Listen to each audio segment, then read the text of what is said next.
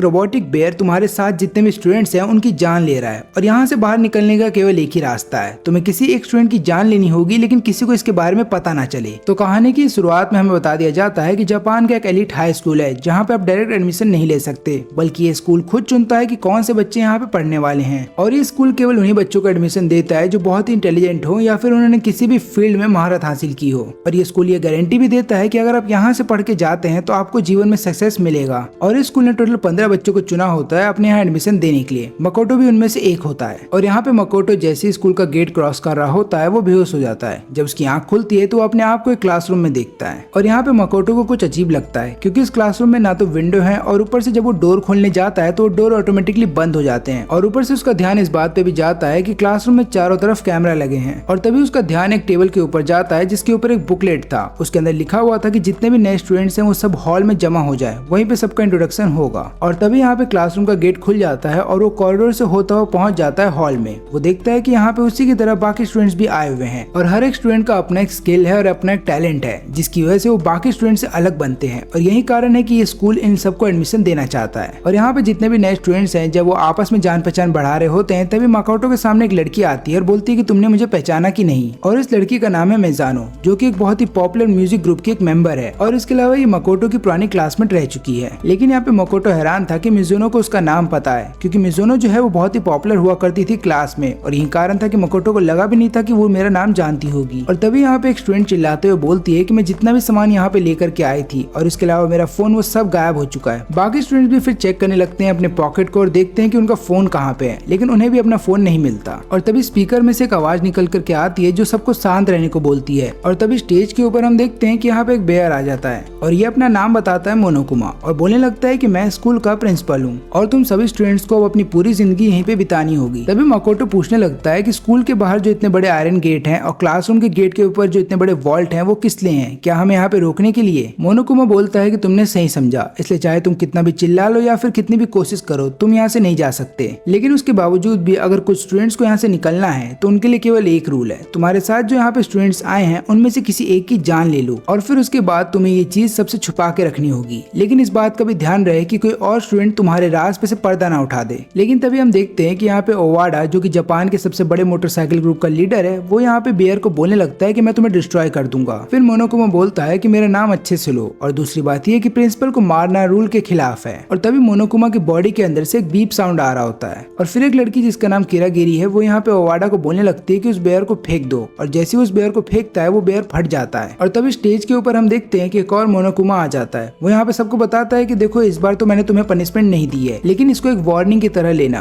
क्योंकि अगली बार से अगर तुमने रूल को तोड़ने की कोशिश की तो मैं तुम्हें पनिशमेंट जरूर दूंगा। फिर इसके बाद सभी स्टूडेंट्स यहाँ पे डिसाइड करते हैं कि वो लोग एक साथ मिल करके काम करेंगे ताकि यहाँ से बाहर निकल सके। लेकिन यहाँ पे तोगुमी डिसाइड करता है कि वो किसी के साथ मिल करके काम नहीं करेगा, क्योंकि उसको ऐसा लगता है कि इनमें से कोई धोखा जरूर देगा। लेकिन यहाँ पे हम ओवाडा को देखते हैं जो कि इन सभी चीजों से बहुत ज्यादा स्ट्रेस फील कर रहा था और उसको यहाँ पे एटीट्यूड पसंद नहीं आता तोगुमी का। तो उससे जाके बात करता है और बोलता है कि हमारे साथ मिल करके काम करो। लेकिन यहाँ पे टोगुमी जब उसकी बात नहीं सुनता तो ओवाडा उसको मारने वाला था, लेकिन बीच में से ही टोगुमी हट जाता है और ओवाडा का जो पंच है वो मकोटो को लगता है। और जब उसको होश आता है तो वो देखता है कि मिजुनो उसी के बगल में है और वो यहाँ पे बताने लगती है कि काफी स्टूडेंट अकेले काम कर रहे हैं तो कुछ यहाँ पे ग्रुप के साथ मिल करके काम कर रहे हैं और सबका मोटिव एक है, यहाँ से कैसे भी करके बाहर निकलना। और यहाँ पे ये दोनों एक दूसरे से वादा करते हैं कि ये दोनों एक दूसरे का साथ निभाएंगे ताकि ये दोनों ही यहाँ से बाहर निकल सके। फिर इसके बाद हम देखते हैं कि ये लोग चले जाते हैं किचन में जहाँ पे बाकी स्टूडेंट्स भी बैठे हुए होते हैं और ये सब लोग डिस्कस कर रहे होते हैं कि हमने स्कूल का एक चक्कर मारा और उसके बाद हमें कुछ इन्फॉर्मेशन पता चली है कि हम गेट को डिस्ट्रॉय नहीं कर सकते हैं चाहे कुछ भी हो जाए। और उसके अलावा हमने ये भी देखा है कि केवल हमें एक ही फ्लोर का एक्सेस है और ऊपर से हर एक स्टूडेंट का यहाँ पे एक पर्सनल रूम है, लेकिन वो रूम भले ही कितना भी कंफर्टेबल क्यों ना दिखे वहाँ पे कैमरा लगे हुए हैं। तभी फुजुसाकी, जो कि एक स्किल प्रोग्रामर है, वो यहाँ पे सबको बताने लगती है कि जब मैं फ्रिज में गई थी कुछ खाना ढूंढने के लिए तब मोनोकुमा वहाँ पे आया था और उसने मुझे बताया था कि खाने की चिंता मत करना, पर डे यहाँ पे खाना फ्रेश मिलेगा और कभी भी खाना आउट ऑफ स्टॉक नहीं होगा। तो जितनी इन्फॉर्मेशन इन लोगों को मिली है उसके हिसाब से ना तो इनको पता चल पाया है कि यहाँ से कैसे बाहर निकले और ऊपर से इन्हें ये भी नहीं पता कि कौन ये सब करवा रहा है। अब इसके बाद 3 दिन बीत जाते हैं लेकिन इन्हें कोई भी रास्ता नहीं मिलता है यहाँ से बाहर निकलने का,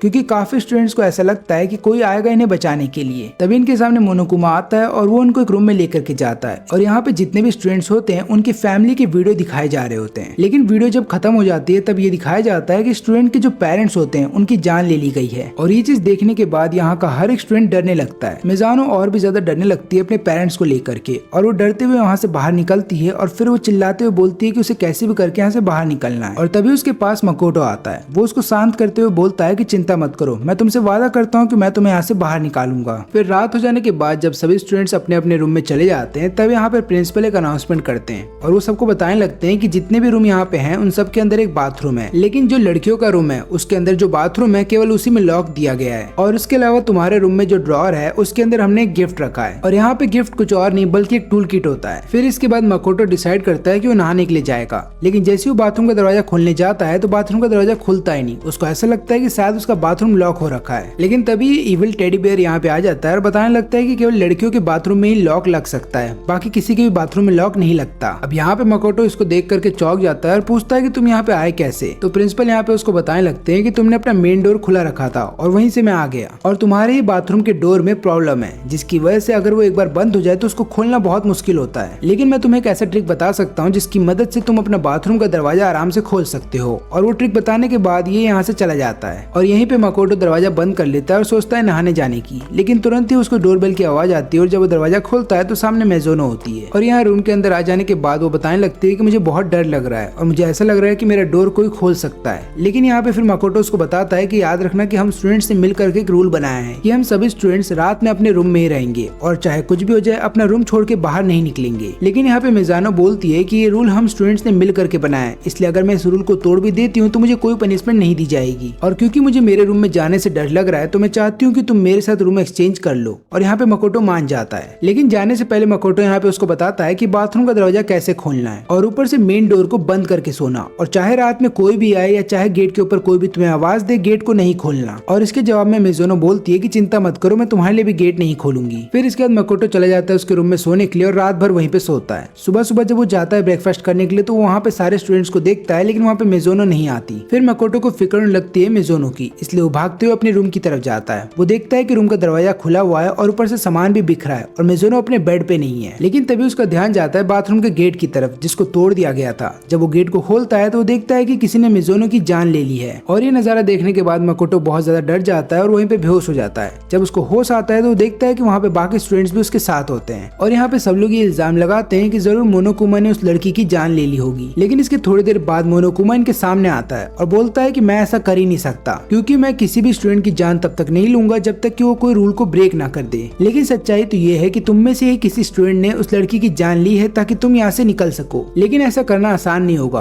क्योंकि जिस भी स्टूडेंट ने उस लड़की की जान ली है उसे कैसे भी करके अपनी सच्चाई छुपानी होगी तुम सबसे, ताकि तुम लोग उसको पकड़ ना पाओ। लेकिन अब देखना ये है कि क्या तुम में से किसी ने भी ट्रेटर को पकड़ा है या नहीं, और ऐसा करने के लिए तुम सभी स्टूडेंट्स को एक मौका दिया जाएगा जहाँ पे तुम सभी स्टूडेंट्स मिल करके वोट करोगे एक ऐसे स्टूडेंट के खिलाफ जिनके ऊपर तुम्हें शक है। लेकिन याद रहे, जिस भी स्टूडेंट को तुम यहाँ पे किलर मानते हो, अगर वो सही में किलर निकला तो हम उसको सजा देंगे, लेकिन अगर वो किलर नहीं निकला और उसने कुछ भी नहीं किया होगा तो बाकी जितने भी स्टूडेंट्स हैं उन सबको पनिशमेंट दी जाएगी और जो ट्रेटर है वो स्कूल से बाहर निकल जाएगा। लेकिन यहाँ पे मोनोकुमा जिस तरीके की पनिशमेंट की बात कर रहा है उसमें स्टूडेंट्स को बहुत ही दर्दनाक मौत दी जाएगी। लेकिन यहाँ पे इनोशिमा बोलती है कि मैं इसके खिलाफ हूँ और ऊपर से मैं किसी भी चीज में पार्टिसिपेट नहीं करने वाली। अब यहाँ पे मोनोकुमा उसके पास जाता है ताकि उसको समझा सके, लेकिन जैसे ही वो कुछ बोलने वाला होता है तब यहाँ पे इनोशिमा उसके चेहरे पे लात रख देती है, और इसके जवाब में मोनोकुमा बोलता है कि मैंने तुम्हें पहले ही बताया था ना कि प्रिंसिपल के ऊपर हमला नहीं करना है, नहीं तो तुम्हें पनिशमेंट दी जाएगी। और इसके कुछ ही देर के बाद हम देखते हैं कि इस लड़की की बॉडी के ऊपर भालों से हमला होता है और वो भाले इसकी बॉडी के आर पार चले जाते हैं। और इस लड़की की मौत के बाद यहाँ पे सबको बोला जाता है कि अपना टाइम वेस्ट करना बंद करो और इस बात का पता लगाओ कि मिज़ुनो का खून किसने किया था, क्योंकि थोड़ी देर के बाद ट्रायल स्टार्ट हो जाएंगे जहाँ पे तुम्हें ट्रेटर को चुनना होगा। और इसलिए यहाँ पे सभी स्टूडेंट्स के पास कोई चॉइस नहीं होता, तो मोनोकुमा जो भी इन्फॉर्मेशन उनको देता है उसी की बदौलत यहाँ पे उन सबको पता लगाना होगा कि मिज़ुनो की डेथ कैसे हुई है। और फिर यहाँ पे सबको पता चलता है कि उस लड़की की मौत मकोटो के रूम में हुई है, तो सब लोग यहाँ पे मकोटो पे शक करने लगते हैं और वो अपनी सफाई में यहाँ पे सबको बोलता है कि रूम हमने स्विच क्यों किया था, लेकिन ऐसा लग रहा था कि कोई भी उसकी बात पे बिलीव ही नहीं कर रहा।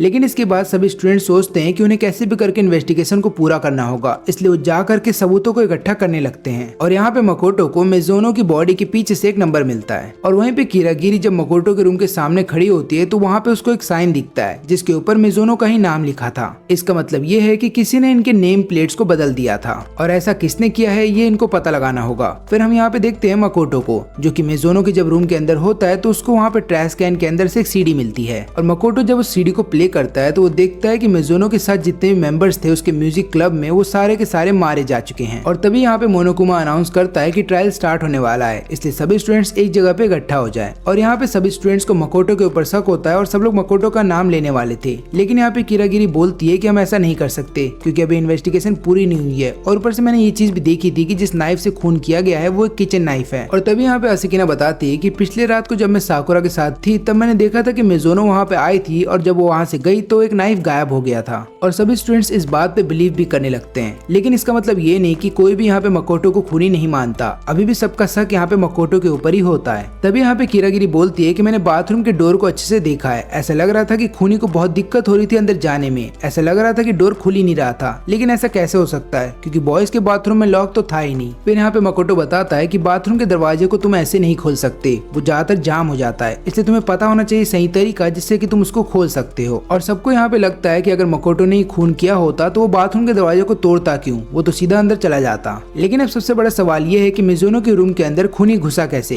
क्योंकि डोर का लॉक एकदम सही था और ऐसा लग भी नहीं रहा था कि डोर के लॉक को तोड़ने की कोशिश की गई है। और यहाँ पे फिर मकोटो सबको बताता है कि मैंने उसको बोला भी था कि चाहे कोई भी गेट के ऊपर आए गेट को मत खोलना, और ऐसा लग भी रहा था कि वो गेट नहीं खोलेगी क्योंकि वो बहुत ज्यादा डरी हुई थी। तभी यहाँ पे किरागिरी बोलती है कि मिज़ुनो ने जरूर अपने नोटबुक के ऊपर कुछ लिखा था, लेकिन उसने वो पेपर हटा दिया और फिर बाद में मैंने पेंसिल शेडिंग की मदद से ढूंढ निकाला कि उसने क्या लिखा था। और इस नोट की माने तो ऐसा लग रहा था कि उसने जानबूझ के किसी को इनवाइट किया था अपने रूम के अंदर, और उसने ये भी लिखा था कि ध्यान से रूम के नंबर प्लेट्स को देखते हुए आना ताकि तुम किसी गलत रूम में ना पहुंच जाओ। और ऊपर से मिज़ुनो ने ही रूम के प्लेट्स को बदल दिया होगा क्योंकि मकोटो के अलावा केवल उसी को पता था कि रूम बदला गया है। और अब यहाँ पे सवाल उठता है कि मिज़ुनो ने नाइफ क्यों उठाया कैफेटेरिया से और बाद में उसने रूम क्यों बदला, और ऊपर से उसने किसी और को रात में इनवाइट क्यों किया। तो यहाँ पे सारी बातों का केवल एक ही मतलब निकलता है, मिज़ुनो यहाँ पे किसी का खून करना चाहती थी और इसलिए उसने नेम प्लेट्स को बदला, और एक बार जब उसका काम हो जाता तो नेम प्लेट्स को वापस उन्हीं की जगह पे रख देती, जिसके बाद सारा शक यहाँ पे मकोटो के ऊपर आता। लेकिन मिज़ुनो का जो प्लान था वो फ्लॉप हो जाता है और जो काम वो दूसरे के साथ करना चाहती थी वही काम उसके साथ हो गया।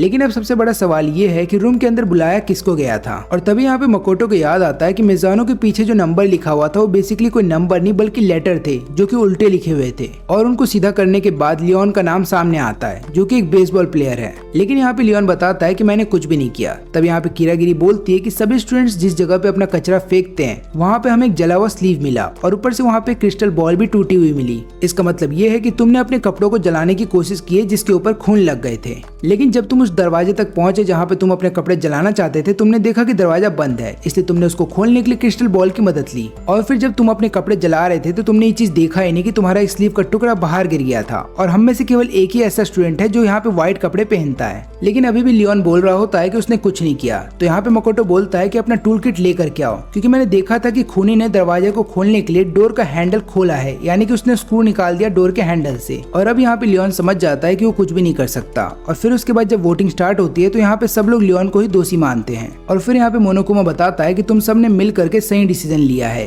क्योंकि यहाँ पे लियोन ही दोषी है। और फिर इसके बाद लियोन को पनिशमेंट दी जाती है। लेकिन यहाँ पे आखिरी में लियोन बस अपने डिफेंस में इतना बोलता है कि अगर मैं उस लड़की की जान नहीं लेता तो वो मेरी जान ले लेती, मैंने तो बस अपनी जान बचाई है। फिर इसके बाद एग्जीक्यूशन रूम में हम देखते हैं कि यहाँ पे लियोन को एक जगह पे बांध दिया जाता है और फिर उसके बाद एक बॉल थ्रोइंग मशीन के जरिए कम से कम 100 बेसबॉल उसकी तरफ फेंके जाते हैं और यहाँ पे लियोन की एक बहुत ही ब्रूटल डेथ होती है। ये सारे स्टूडेंट्स ये सब देख रहे होते हैं और इन्हें बुरा फील हो रहा होता है लियोन के लिए। लेकिन यहाँ पे मोनोकुमा बोलता है कि तुम्हें अपने बारे में सोचना चाहिए और अगर तुम स्कूल में हमेशा रहना चाहते हो तो तुम्हारे साथ कुछ भी नहीं होगा, और ऊपर से जब भी कोई ट्रेटर मारा जाएगा तब तुम्हें एक नए फ्लोर का एक्सेस दे दिया जाएगा। इसका मतलब ये है कि तुम लोग सेकंड फ्लोर पे भी जा सकते हो। और सेकंड फ्लोर पे आने के बाद ये लोग देखते हैं कि यहाँ पे बॉयज और गर्ल्स का सेपरेट लॉकर रूम है। ऊपर से यहाँ पे एक बहुत बड़ी सी लाइब्रेरी भी है और यहाँ पे एक स्विमिंग पूल भी है। और लाइब्रेरी के अंदर तकामी को एक कंप्यूटर मिलता है, वो उसको एक्सेस करने की कोशिश करता है लेकिन वो खराब हो चुका है। और यहाँ पे ड्रॉअर के अंदर से मकोटो को एक लेटर मिलता है जो कि इस स्कूल के रियल प्रिंसिपल का होता है, और वो इस लेटर में लिखता है कि स्कूल को बहुत जल्द डिस्ट्रॉय कर दिया जाएगा, लेकिन जो प्रॉब्लम स्कूल के साथ चल रहे हैं अगर वो ठीक हो जाते हैं तो स्कूल को बहुत जल्द खोल भी दिया जाएगा। और फिर यहाँ पे तगामी को ऐसा लगता है कि जब ये स्कूल बंद था तब किसी ने इस बात का फायदा उठा करके यहाँ पे गेम खिलाना स्टार्ट कर दिया। तभी यहाँ पे आसिकिना बोलती है कि हम अपने माइंड को रिलैक्स करने के लिए थोड़ी देर स्विमिंग करते हैं, और यहाँ पे कुछ स्टूडेंट को ये आइडिया पसंद भी आता है। लेकिन जब ये लोग लॉकर रूम के अंदर जाते हैं चेंज करने के लिए तो ये लोग देखते हैं कि डोर खुलता है नहीं। तब यहाँ पे मोनोकुमा बताता है कि डोर को खोलने के लिए तुम्हें इलेक्ट्रॉनिक कार्ड की जरूरत पड़ेगी, और ऊपर से वो ये बात भी बताता है कि गर्ल्स केवल गर्ल्स के ही लॉकर रूम में जा सकती हैं और जितने भी बॉयज हैं वो केवल बॉयज लॉकर रूम में ही जाएंगे। लेकिन अगर गलती से भी कोई बॉय गर्ल्स के लॉकर रूम में जाने की कोशिश करता है है तो उसे एलिमिनेट कर दिया जाएगा।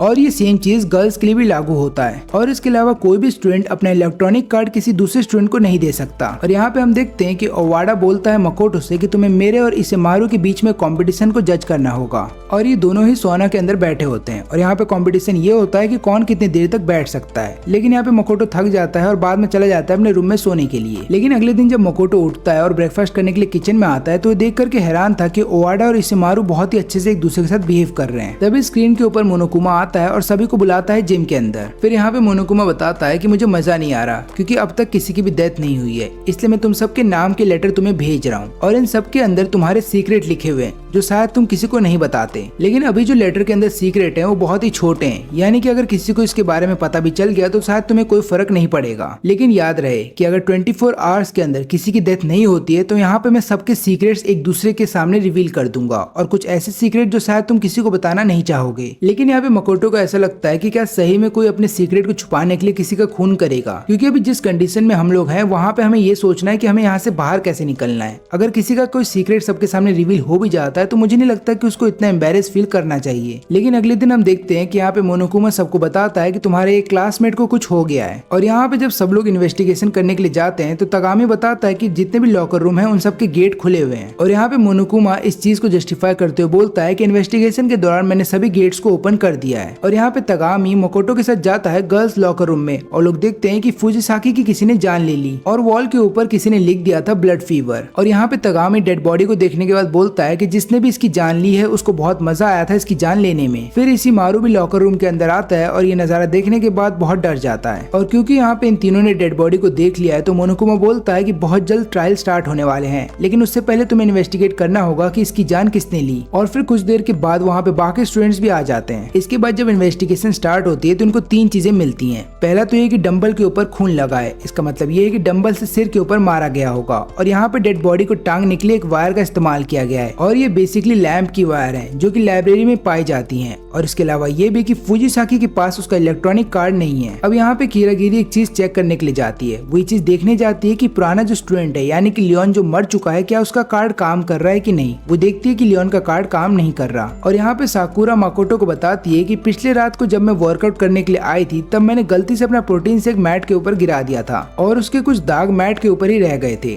लेकिन अभी मैं देखती हूँ तो यहाँ पे कोई भी दाग नहीं है। मकोटो का ध्यान इस बात पे भी जाता है कि गर्ल्स लॉकर रूम के अंदर एक बिकिनी गर्ल का पोस्टर है और ऊपर से बॉयज लॉकर रूम के अंदर एक बॉयज बैंड का पोस्टर है और ये दोनों ही पोस्टर अपोजिट लॉकर रूम के अंदर होने चाहिए थे। और फिर इसके बाद यहाँ पे सेले ये बात भी बताती है कि जब मैं पिछले रात को फुजिसाकी से मिली थी तब उसके हाथ में एक बैग था और उसको देखने के बाद ऐसा लग रहा था कि उसे कहीं जल्दी जाना है। तभी तगामी बीच में बोलता है कि जरूर ये काम किसी साइको किलर का है और उस किलर के बारे में न्यूज में भी बताया गया था। फिर यहाँ पे तगामी लग रहा था कि उसे कहीं जल्दी जाना है। तभी तगामी बीच में बोलता है कि जरूर ये काम किसी साइको किलर का है और उस किलर के बारे में न्यूज में भी बताया गया था। फिर यहाँ पे तगामी बताता है कि लाइब्रेरी के अंदर मैंने काफी सारे पुलिस डॉक्यूमेंट्स ढूंढे हैं जिसके अंदर उस साइको किलर के जितने भी कारनामे हैं उनके बारे में लिखा गया है। लेकिन यहाँ पे मकोटो पूछता है कि तुम्हें कैसे पता कि ये डॉक्यूमेंट सही है। तब यहाँ पे तगामी बताता है कि मुझे पता है ये डॉक्यूमेंट सही होगा क्योंकि ऐसे ही डॉक्यूमेंट मेरे घर के भी लाइब्रेरी में पड़े हुए हैं। फिर यहाँ पे मकोटो जब उस डॉक्यूमेंट को देखता है तो वो देख पाता है कि सीरियल किलर ने काफी सारे क्राइम किए हैं और क्राइम करने के बाद वो वहाँ पे लिखता है ब्लड फीवर। तभी तगामी बोलता है कि तुमने एक चीज नोटिस किया होगा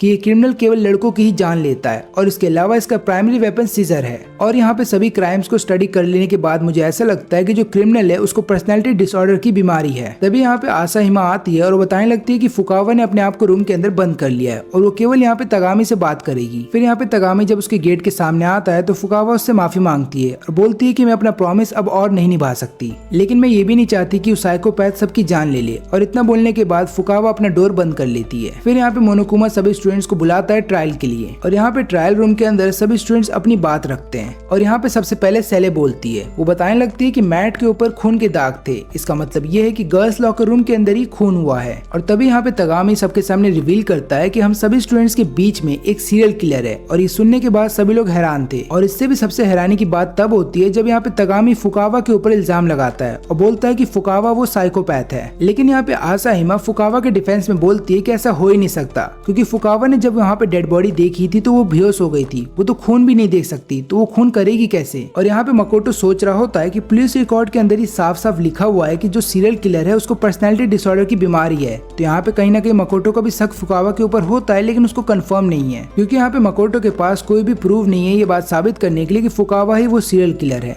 लेकिन यहाँ पे तगामी लगातार इल्जाम लगा रहा होता है फुकावा के ऊपर, लेकिन फुकावा ये सब सह नहीं पाती और वो तभी बेहोश हो जाती है। और फिर बाद में जब वो उठती है तो उसकी दूसरी पर्सनैलिटी जाग जाती है। और ये वाली पर्सनैलिटी देखने के बाद यहाँ पे हर एक स्टूडेंट डर रहा था फुकावा से, क्योंकि वो लोग फुकावा के केवल एक ही पर्सनैलिटी से मिले हैं जो कि शांत रहती है और थोड़ी सी डरी रहती है। लेकिन ये वाली पर्सनैलिटी इतनी ज्यादा डरावनी थी कि सब स्टूडेंट डर रहे थे। लेकिन यहाँ पे फुकावा बताती है कि ये खून मैंने नहीं किया। लेकिन अब कोई भी स्टूडेंट उसकी बात पे बिलीव क्यों करेगा, क्योंकि वो एक साइकोपैथ है। लेकिन यहाँ पे मकोटो सबको बताता है कि फुकावा वो हो नहीं सकती जिसने खून किया है, क्योंकि फुकावा जब भी किसी का खून करती है तो वो ज्यादातर लड़का होता है, ना कि लड़की। और इसके अलावा फुकावा हमेशा सीजर का इस्तेमाल करती है खून करने के लिए। और इसके अलावा फुकावा किसी की जान लेने के बाद उसके डेड बॉडी को अगर टांगना भी होता है तो वो सीजर का ही इस्तेमाल करती है, वो कभी भी किसी वायर का इस्तेमाल करती नहीं है। और यहाँ पे फुकावा भी अपने डिफेंस में बोलने लगती है कि मैं केवल उन्हीं लड़कों का खून किया करती थी जो मुझे अट्रैक्टिव लगते थे। और यहाँ पे मकोटो को ऐसा लगता है कि फुकावा को जानबूझ करके फंसाने की कोशिश की जा रही है, और ऐसा कोई और नहीं बल्कि तगामी कर रहा है, क्योंकि स्कूल में आने से पहले ही तगामी को फुकावा के बारे में सारी इन्फॉर्मेशन पता थी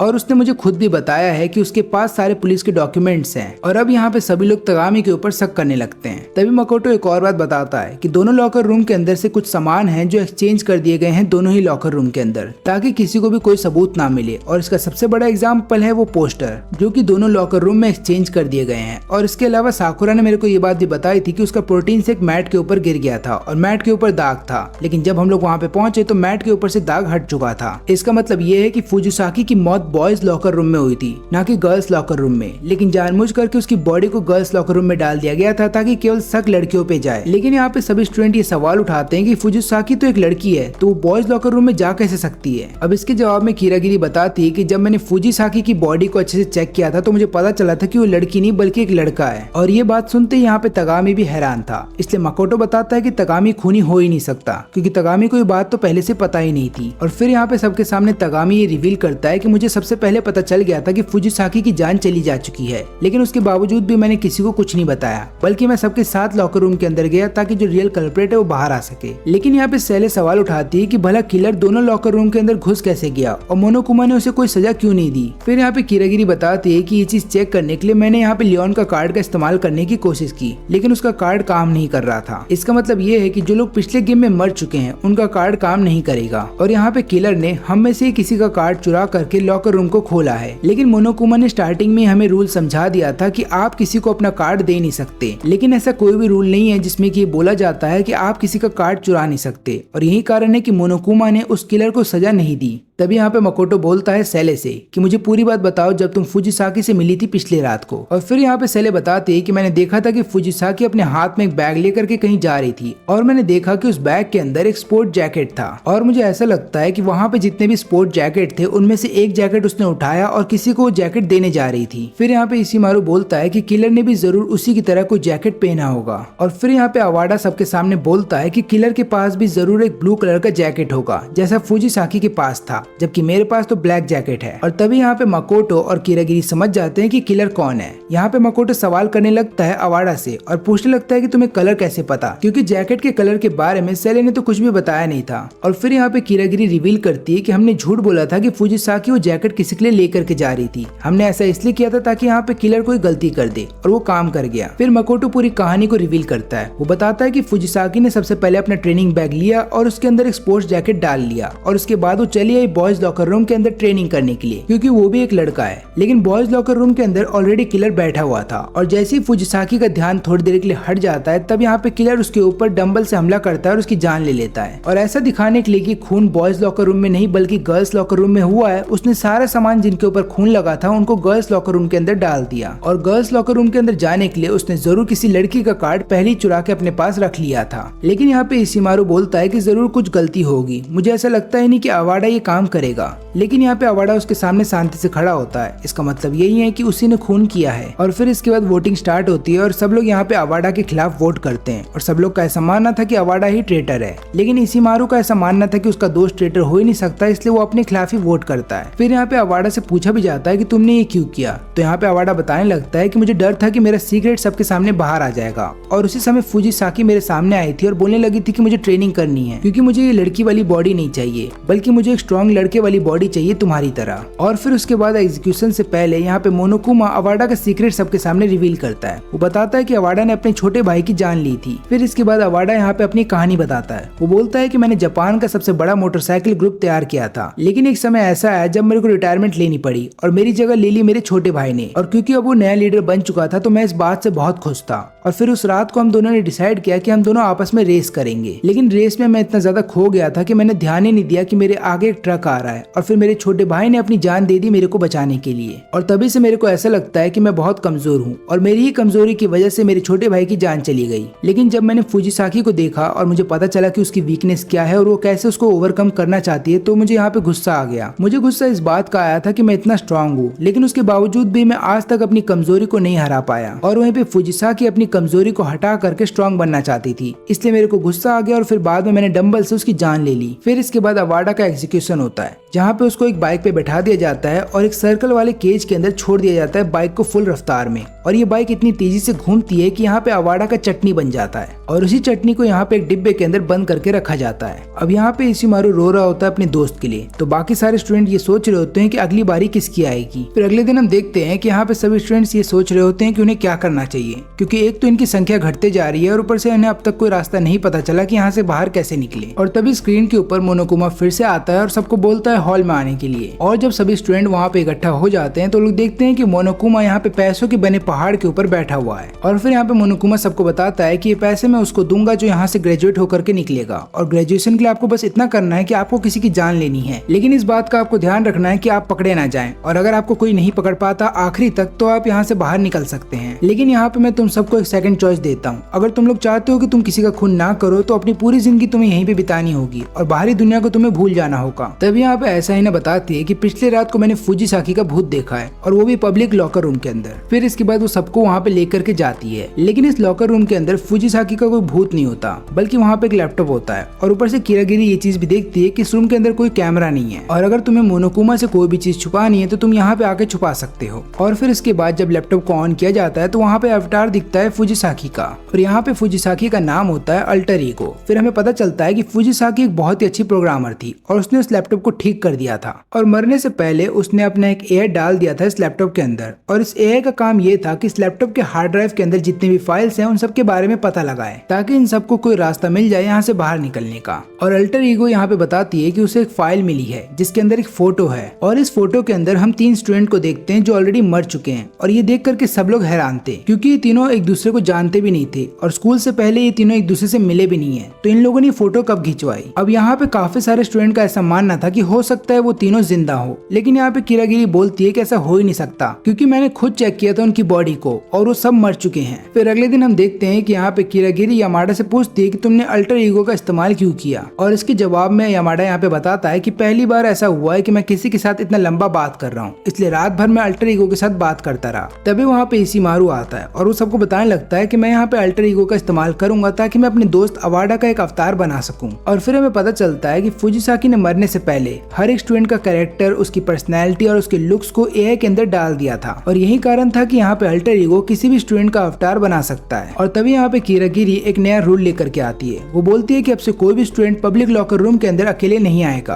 अब इसके बाद हर एक स्टूडेंट अपने रूम में वापस चला जाता है, और हम देखते हैं यहाँ पे मकोटो को, जो कि आराम कर रहा होता है, लेकिन अचानक से इसके रूम में हागाकारी आ जाता है और वो उसको बताने लगता है कि मेरे साथ पब्लिक लॉकर रूम के अंदर चलो, हम दोनों मिल करके नहाएंगे। और इसके अलावा वो यहाँ पे मकोटो को एक नोट दिखाता है, उसके ऊपर लिखा होता है कि मुझे तुमसे कुछ बात करनी है। और ऐसा वो जानबूझ के करता है क्योंकि उसको पता है कि अगर रूम के अंदर वो कुछ भी बात करेंगे तो हो सकता है कैमरा उनकी बातें सुन ले। और ये दोनों जब लॉकर रूम के अंदर आते हैं तो वहाँ पे बाकी स्टूडेंट्स भी थे। तब मकोटो को ये बात पता चलती है कि लैपटॉप चोरी हो गया है, और यहाँ पे यामाडा को शक है कि इशिमारू ने ये काम किया है। लेकिन यहाँ पे किरागिरी बताती है कि हम में से कोई भी ऐसा काम कर ही नहीं सकता, क्योंकि मैंने अल्टर ईगो को पहले ही बोल दिया था कि अगर हम में से किसी ने भी तुम्हें एक्सेस करने की कोशिश की तो तुम चिल्लाना। तभी यहाँ पे तगामी बताता है कि इसका केवल एक ही मतलब निकलता है, हमारे बीच में एक ट्रेटर है जिसने कि लैपटॉप को चुरा लिया है। और मुझे ऐसा लगता है कि हमारे बीच का एक स्टूडेंट बाकी लोगों से मिला हुआ है, यानी कि इन गेम वालों वालों से, ताकि ये गेम लगातार चलता रहे। फिर अगले दिन ये लोग कैफेटेरिया में एक मीटिंग रखते हैं, लेकिन वहाँ पे ज्यादातर स्टूडेंट आते ही नहीं। फिर इसके बाद आसाहीना जाती है देखने के लिए कि बाकी स्टूडेंट्स क्या कर रहे हैं। वो यहाँ पे थर्ड फ्लोर के ऊपर आती है और वो देखती है कि वहाँ पे सेले बेहोश पड़ी है। फिर इसके बाद मकोटो और साकुरा भी वहाँ पे आ जाते हैं। वो लोग यहाँ पे सेले से पूछते हैं कि तुम पे किसी ने अटैक किया था क्या। तब यहाँ पे सेले बताती है कि जिसने मेरे ऊपर हमला किया है मैंने उसका चेहरा तो नहीं देखा, लेकिन उसने मेरे सिर के ऊपर हमला किया, और वो भी एक टॉय की मदद से। मैंने एक और चीज देखी थी बेहोश होने से पहले कि यामाडा उस ट्रेडर के साथ था, और मेरे ऊपर हमला करने के बाद वो ट्रेडर यामाडा को सेकंड फ्लोर के ऊपर लेकर के जाता है। और यहाँ पे ये लोग जब सेकंड फ्लोर पे आते हैं तो इन्हें पता चलता है कि यामाडा अभी जिंदा है, लेकिन यहाँ पे यामाडा के सिर से खून निकल रहा है। और यामाडा के सिर पे जिस टॉय से हमला हुआ है वही सेम टॉय यहाँ पे सेले के लिए भी इस्तेमाल किया गया था। और फिर यहाँ पे यामाडा बताता है कि जिसने उसके ऊपर हमला किया है उसने सुपर हीरो कॉस्ट्यूम पहना हुआ था। और तभी यहाँ पे सेले को एक कैमरा मिलता है। वो लोग जब उस कैमरे को खोलते हैं तो उन्हें वहाँ पे एक फोटो मिलती है। यहाँ पे हम देखते हैं कि फोटो के अंदर ट्रेडर जो है हमला कर रहा है यामाडा के ऊपर, और ट्रेडर ने एक कॉस्ट्यूम पहना है। और फिर इसके बाद सारे स्टूडेंट मिल करके उस ट्रेडर को ढूंढने लगते हैं। फिर हम देखते हैं यहाँ पे सेले को, जो कि अचानक से हॉल में अकेली होती है। तब अचानक से उसके ऊपर कोई हमला करता है और वो यहाँ पे चिल्लाने लगती है। और उसकी आवाज सुनने के बाद जब सारे स्टूडेंट वहाँ पे आ जाते हैं तब सेले बताती है कि ट्रेडर को मैंने देखा सीधा भागते हुए। लेकिन जब वो लोग यहाँ पे ट्रेडर का पीछा कर ही रहे होते हैं तभी उन्हें यामाडा की आवाज सुनाई देती है।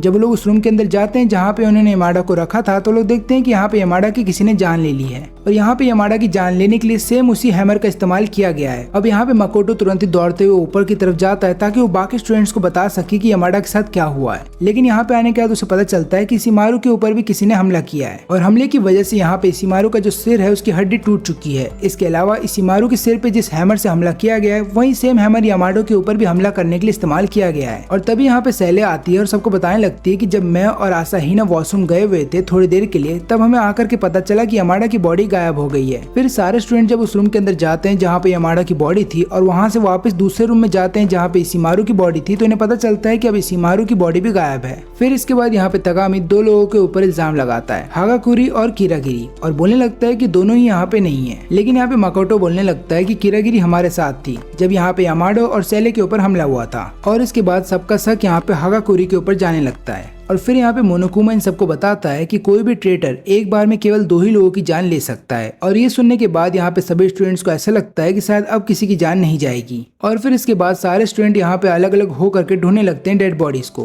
तभी सेले सबको बताती है कि मैंने उन दोनों की डेड बॉडी को ढूंढ लिया है। और यहाँ पे इन्हें पता चलता है कि यामाडा अभी जिंदा है, लेकिन यहाँ पे यामाडा मरने वाला है। और यामाडा मरने से पहले बताता है कि किलर कौन है। और यहाँ पे वो हागाकुरी का नाम लेता है और उसके बाद मर जाता है। लेकिन यहाँ पे इन सबको फिर से इन्वेस्टिगेशन करना पड़ेगा कि इनकी जान सही में किसने ली है, क्योंकि ट्रायल से पहले इन्हें करना पड़ेगा। क्योंकि अगर ट्रायल में इन लोगों ने किसी गलत व्यक्ति को पकड़ लिया तो हो सकता है यहाँ पे सबकी जान चली जाए। फिर यहाँ पे सारे स्टूडेंट्स डिसाइड करते हैं कि वो लोग सबसे पहले किरागिरी और हागाकुरी को ढूंढेंगे कि वो लोग कहाँ पे हैं। तभी यहाँ पे किरागिरी इनके सामने आती है और वो यहाँ पे मकोटो को बोलती है कि सभी स्टूडेंट्स को लेकर के स्विमिंग एरिया के पास पहुंचो। और यहाँ पे आने के बाद किरागिरी एक डोर ओपन करती है। उस डोर के अंदर से वो किलर निकलता है जिसने की एक कॉस्ट्यूम पहना हुआ है। और इस कॉस्ट्यूम का जब मास्क हटाया जाता है तो उन्हें अंदर से हागाकुरी मिलता है। लेकिन यहाँ पे मकोटो एक चीज देखता है कि जो कॉस्ट्यूम यहाँ पे हागाकुरी ने पहना हुआ है उसको बाहर से किसी ने मारा है लॉक। इसका मतलब ये है कि हागाकुरी ये काम अकेले कर ही नहीं सकता। और यहाँ पे हागाकुरी अपने डिफेंस में बोलता है कि पिछले रात को मेरे को एक लेटर आया था जहाँ पे किसी ने मेरे को एक रूम के अंदर बुलाया था, और जब मैं उस रूम के अंदर गया तो किसी ने मेरे ऊपर पीछे से हमला किया और मुझे बेहोश कर दिया। और जब मुझे होश आया तो मैंने देखा कि मैंने ये अजीब सा कॉस्ट्यूम पहना हुआ है। फिर यहाँ पे तगामी बोलता है कि वो लेटर दिखाओ जिसके अंदर तुम्हें इन्विटेशन भेजा गया था। लेकिन हागाकुरी के पास वो लेटर है ही नहीं। इसका मतलब ये है कि यहाँ पे ये चाह करके भी अपनी इनोसेंस को प्रूव नहीं कर सकता। लेकिन वहीं पे हम दूसरी तरफ देखते हैं कि किरागिरी चली जाती है दोनों डेड बॉडीज को एग्जामिन करने के लिए। पीछे पीछे उसके मकोटो भी आ जाता है और वो यहाँ पे बताता है कि दोनों की मौत एक ही हैमर से हुई है और दोनों की सिर की हड्डी टूट चुकी है। और यहाँ पे किरागिरी जब दोनों डेड बॉडी को एग्जामिन कर रही थी तब उसको इशिमारू के हाथ में से एक नोट मिलता है। और फिर दोनों डेड बॉडी को अच्छे से एग्जामिन कर लेने के बाद किरागिरी यहाँ पे चली जाती है सबके साथ ट्रायल रूम के अंदर। और यहाँ पे हम देखते हैं कि सारे स्टूडेंट यहाँ पे हागाकुरी को ही बोल रहे होते हैं ट्रेटर, क्योंकि यामाडा ने मरने से पहले उसी का नाम लिया था। लेकिन यहाँ पे मकोटो बोलता है कि ऐसा हो ही नहीं सकता कि हागाकुरी ने दोनों की जान ली है, क्योंकि तुम लोगों ने ध्यान से देखा होगा कि दोनों की डेड बॉडीज को एक जगह से दूसरी जगह मूव करने के लिए किसी कार्ड का इस्तेमाल किया गया है। और तुम्हें पता होगा कि हागाकुरी ने कॉस्ट्यूम पहना था, तो उतने बड़े कॉस्ट्यूम को पहन लेने के बाद उस कार्ड के जरिए दोनों डेड बॉडीज को खींचना बहुत मुश्किल है। लेकिन यहाँ पे सेले बोलती है कि हमने फोटो में भी देखा था कि यमाडा की जान किसने ली है। लेकिन यहाँ पे किरागिरी बोलती है कि जो भी फैसला लेना है हमें सोच समझ के लेना होगा, क्योंकि अगर हमने गलती से यहाँ पे किसी गलत आदमी को किलर साबित कर दिया तो असली ट्रेटर बच जाएगा और उसके बदले में सजा हम सबको मिलेगी। तभी यहाँ पे सेले इल्जाम लगाने लगती है किरागिरी पे और वो बोलती है कि हागाकुरी की जगह यहाँ पे किरागिरी भी हो सकती है ट्रेटर, क्योंकि जब हम सबको डेड बॉडीज मिली थी तब वहाँ पे किरागिरी भी नहीं थी। लेकिन यहाँ पे किरागिरी अपने डिफेंस में बोलती है कि तुम्हें क्या लगता है कि मैंने यमाडा का खून कर दिया और ऊपर से इतनी बड़ी यमाडा की बॉडी को मैंने कार्ड के जरिए खींचा सेकंड फ्लोर से लेकर के थर्ड फ्लोर तक, मेरे से ये काम हो ही नहीं पाता। इसका मतलब यही है कि यमाडा ने अपनी खुद की बॉडी को सेकंड फ्लोर से लेकर के थर्ड फ्लोर तक लेकर के गया, क्योंकि उसकी मौत सेकंड फ्लोर पे हुई नहीं थी। लेकिन यहाँ पे सेले बोलती है कि ऐसा हो ही नहीं सकता, मैंने खुद यमाडा की बॉडी को चेक किया था और मैंने देखा था कि वो मर चुका था सेकंड फ्लोर पे ही। लेकिन तभी यहाँ पे मकोटो बीच में बोलता है कि जब मैंने पहली बार यमाडा की डेड बॉडी को देखा था तब उसके चश्मे पे खून था, लेकिन जब दूसरी बार मैंने उसकी डेड बॉडी को देखा तब उसके चश्मे पे से खून हट चुका था। तो यहाँ पे बाकी सारे स्टूडेंट बोलते हैं कि अगर वो सेकंड फ्लोर पे मरा ही नहीं था तो इतना सारा खून उसके सिर पे आया कैसे। और इसके जवाब में यहाँ पे तकामी बताता है कि जरूर उसने मेडिकल रूम से ब्लड चुरा लिए होंगे। और फिर यहाँ पे किरागिरी बताती है कि उसे एक नोट का टुकड़ा मिला था इशिमारू के हाथ में और उस नोट का दूसरा टुकड़ा मिला था मेरे को यमाडा के पैंट के अंदर से। और इस नोट को देख लेने के बाद यहाँ पे हागाकुरी बोलता है कि पर मेरे को जो नोट मिला था उसके अंदर लोकेशन दूसरा था। फिर यहाँ पे किरागिरी बताती है कि यमाडा ने 2 नोट लिखे थे, एक नोट उसने भेजा था इशिमारू को ताकि वो उसको अपने पास बुला सके और बाद में उसकी जान ले ले, और दूसरा नोट भेजा था हागाकुरी को और उसको किसी और रूम में बुलाया गया था ताकि हागाकुरी को वहाँ पे किडनैप कर लिया जाए और बाद में ये चीज दिखाई जाए कि यहाँ पे यमाडा के ऊपर भी हमला हुआ था और इसका सारा ब्लेम हागाकुरी के ऊपर डाल दिया जाए। फिर यहाँ पे आसाहिना सबको बताती है कि मैंने एक चीज देखा था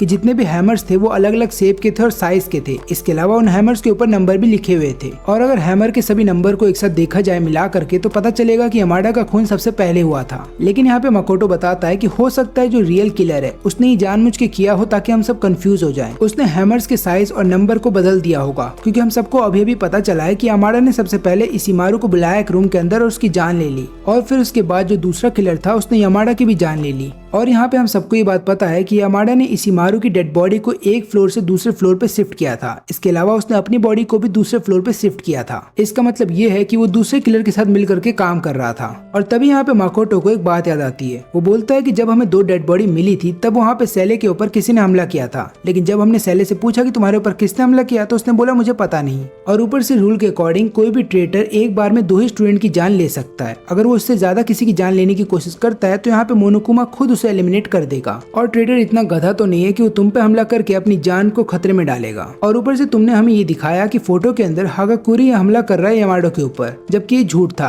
एक्चुअली में हागाकुरी बेहोश हो रखा था और तुम लोगों ने कॉस्ट्यूम पहना करके बस एक फोटो खींच लिया और वो फोटो तुमने ही खींचा था जानबूझ के, ताकि यमाडा को इस बात का यकीन हो जाए कि उसके ऊपर इल्जाम नहीं आएगा। लेकिन यहाँ पे सेले बोलती है कि यमाडा मरने से पहले हागाकुरी का नाम लेता है, लेकिन मकोटो बोलता है कि ये सच नहीं है। यमाडा ने मरने से पहले बस एक सरनेम बोला था और वो सरनेम किसी का भी हो सकता है। तो एक काम करो, तुम मुझे अपना इलेक्ट्रॉनिक कार्ड दिखाओ, जिसके बाद मुझे पता चल जाएगा कि तुम्हारा असली नाम क्या है, क्योंकि हम में से किसी को भी तुम्हारा पूरा नाम नहीं पता। और यहाँ पे फिर सेले अपनी हार मान लेती है और बोलती है कि हाँ उसका खून मैंने ही किया था। और फिर इसके बाद यहाँ पे सभी लोग सेले के खिलाफ वोट करते हैं, जिसके बाद वो ट्रेटर निकलती है। फिर यहाँ पे सेले सबको बताने लगती है कि मैंने यमाडा को कन्विंस किया था इशिमारू को मारने के लिए, और ऐसा करने के लिए मैंने सबसे पहले उस लैपटॉप को चुरा लिया और बाद में मैंने इशिमारू के रूम में उसको डाल दिया। लेकिन यहाँ पे सेले ये बात भी बताती है कि खुद मुझे इशिमारू ने बोला था लैपटॉप को चुराने के लिए, क्योंकि इशिमारू को पता था कि किरागिरी ने डिवाइस को बोल रखा है कि अगर उसने या फिर यमाडा ने लैपटॉप को छूने की कोशिश की तो वो चिल्लाना स्टार्ट कर देगी। और फिर उसके बाद यहाँ पे मैंने और यमाडा ने मिल करके एक प्लान बनाया था। तो होता यूं है कि हम लोग यहाँ पे इशिमारू की जान ले लेते हैं। फिर उसके बाद यमाडा ये दिखाने की कोशिश करेगा कि उसके ऊपर भी हमला हुआ है और सब लोग यहाँ पे यमाडा के ऊपर ही फोकस करेंगे और उतने देर में मैं जा करके इशिमारू की जान ले लूंगी। फिर आगे चल करके अगर सब लोग को शक होगा अभी तो यमाडा के ऊपर ही सबसे पहला शक जाएगा और ट्रायल के दौरान सब लोग यमाडा का ही नाम लेते और फिर उसके बाद जो रियल कल्प्रेट था यानी कि मैं बच जाती और यहाँ पे यमाडा भी बच जाता, लेकिन बाकी जितने भी स्टूडेंट्स थे उन सबको सजा मिलती। लेकिन मैंने यमाडा को धोखा दिया और फिर बाद में मैंने इशिमारू को मारने के बाद यमाडा की भी जान ले ली, क्योंकि मुझे पूरी जिंदगी यहाँ नहीं रहना। मेरा यही प्लान था कि मैं कैसे भी करके मार दूं दोनों को और बाद में मुझे कोई पकड़ ना पाए और फिर कैसे भी करके मैं जीत करके यहाँ से बाहर चली जाऊँ। और फिर उसके बाद मोनोकुमा मुझे जितने पैसे देगा उतने पैसों में मैं अपने लिए बहुत बड़ा सा कार खरीदूंगी और फिर उसके बाद अपनी पूरी जिंदगी वहीं रहूंगी। फिर यहाँ पे सैले का एग्जीक्यूशन होता उससे पहले वो कीरागिरी से जाकर के मिलती है और उसको एक कैबिनेट की चाबी देती है जिसके अंदर उसने लैपटॉप को छुपा के रखा है। लेकिन यहाँ पे सैले को अपनी मौत पे बहुत मजा आता है क्योंकि वो खुद भी एक आसान मौत नहीं चाहती थी, बल्कि वो चाहती थी कि उसकी मौत बहुत ही दर्दनाक हो। और फिर हम देखते हैं कि यहाँ पे सैले को एक जगह पे बांध दिया जाता है और उसके चारों तरफ आग लगा दी जाती है। फिर उसके बाद फायर फाइटर का एक ट्रक उसके ऊपर से चढ़ा दिया जाता है। लेकिन इतना सब चीज हो जाने के बावजूद भी तगामी को ऐसा लगता है कि कोई ना कोई स्टूडेंट यहाँ पे गेम वालों के साथ मिला हुआ है और वो जानबूझ करके सभी स्टूडेंट्स को उकसा रहा है ताकि वो एक दूसरे की जान ले। लेकिन इन सभी चीजों से साकुरा तंग आ जाती है और वो सीधा मोनोकुमा के पास जाकर के उसको बोलती है कि मैं तुम्हारी कोई बात नहीं मानूंगी और अब मैं तुम्हें खत्म करने वाली हूँ। लेकिन यहाँ पे मोनोकुमा ब्लैकमेल करता है साकुरा को और बोलता है कि याद रहे कि मेरे पास तुम्हारे कुछ ऐसे दोस्त हैं जिन्हें मैंने बंदी बना के रखा है और अगर तुमने मेरी बात नहीं मानी तो मैं उनकी जान ले लूंगा। और वहाँ दरवाजे पे खड़े रह के मकोटो इन दोनों की बातें सुन लेता है और उसको भी ऐसा लगने लगता है कि हम में से कोई एक ऐसा स्टूडेंट है जो कि गेम वालों के साथ मिला हुआ है। अब यहाँ पे हर एक स्टूडेंट के लिए 14 फ्लोर खोल दिया जाता है और ये सब लोग ऊपर चले जाते हैं ताकि वहाँ पे कुछ इन्वेस्टिगेशन कर सके। और यहाँ पे आने के बाद इन्हें टीचर रूम और साइंस लैब मिलता है। साइंस लैब के अंदर काफी सारे केमिकल थे और उसके अलावा काफी सारे पॉइजन भी उधर रखे गए थे। इन सभी चीजों के अलावा मकोटो को म्यूजिक रूम भी मिलता है जिसका दरवाजा खुल रहा था। लेकिन यहाँ पे मकोटो जब प्रिंसिपल के रूम में जाने की कोशिश करता है तो उसका दरवाजा नहीं खुलता।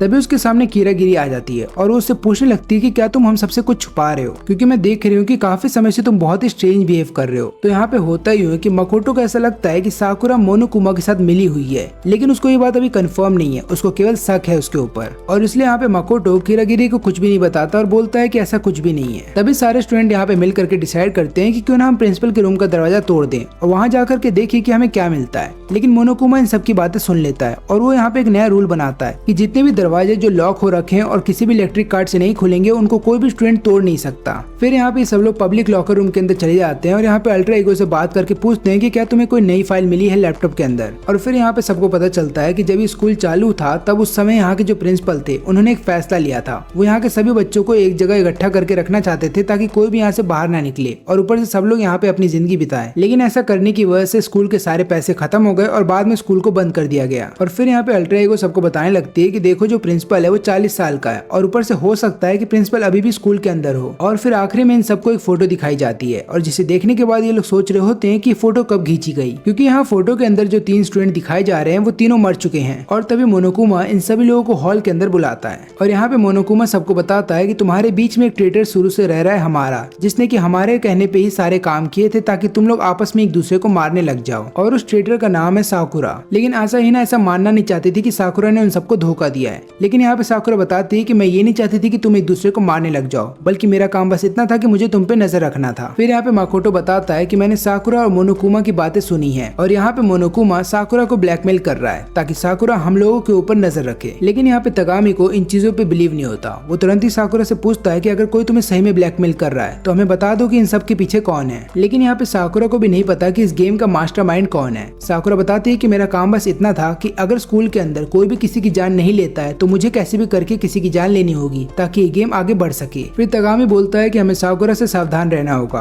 क्योंकि हो सकता है साकुरा हम लोगों को फिर से धोखा दे दे और हो सकता है हम में से किसी की जान भी ले ले। लेकिन यहाँ पे आसाहिना गुस्सा हो जाती है तगामी के ऊपर और उसको थप्पड़ मारती है और बोलती है कि तुम मेरे दोस्त के बारे में ऐसा नहीं बोल सकते। लेकिन यहाँ पे कीरागिरी सबको शांत कराती है और बोलती है कि हमें आपस में नहीं लड़ना चाहिए, नहीं तो इस गेम का जो मास्टरमाइंड है वो यही चाहता है कि हम आपस में लड़े और एक दूसरे के खिलाफ हो जाएं। फिर आसाहिना बोलती है कि तुमने सही कहा और इतना बोलने के बाद वो अपने रूम में वापस चली जाती है। फिर इसके थोड़ी देर बाद हम देखते हैं कि यहाँ पे मकोटो को हागाकुरी की चिल्लाने की आवाज आती है। जब वो वहाँ पे पहुंचता है तो वो देखता है कि यहाँ पे आसाहिना के ऊपर हमला किया जा रहा है फुकावा के जरिए और यहाँ पे फुकावा लगातार आसाहिना से पूछ रही है कि साकुरा आगे क्या करने वाली है हमें बताओ। लेकिन यहाँ पे मकोटो इन दोनों को शांत करता है और उसके बाद आसाहिना को लेकर चले जाता है मेडिकल रूम में। अब यहाँ पे साकुरा भी आ जाती है। वो देखती है कि आसाहिना को चोट लगी है उसकी वजह से और साकुरा को बहुत गुस्सा आ रहा होता है। लेकिन तभी वहाँ पे कीरागिरी आती है और सबको शांत रहने के लिए बोलती है, खासकर साकुरा को। और फिर उसके बाद हम देखते हैं कि यहाँ पे ये और मकोटो चले आते हैं पब्लिक लॉकर रूम के अंदर। और यहाँ पे ये लोग जब अल्ट्रा ईगो से बात कर रहे होते हैं तो अल्ट्रा ईगो इनको बताती है कि मेरे को कैसे भी करके यहाँ के इंटरनेट से कनेक्ट कर दो तो हो सकता है मैं तुम्हारी हेल्प कर पाऊँ यहाँ से बाहर निकलने में। तब यहाँ पे कीरागिरी बताती है कि 2nd फ्लोर पे भी एक ऐसा रूम है जहाँ पे कोई कैमरा नहीं है और वहाँ पे इंटरनेट भी आता है, लेकिन उस जगह का इंटरनेट का एक्सेस भी मोनोकुमा के पास जरूर होगा। लेकिन हमें कैसे भी करके एक चांस तो लेना होगा ताकि हम यहाँ से निकल सके।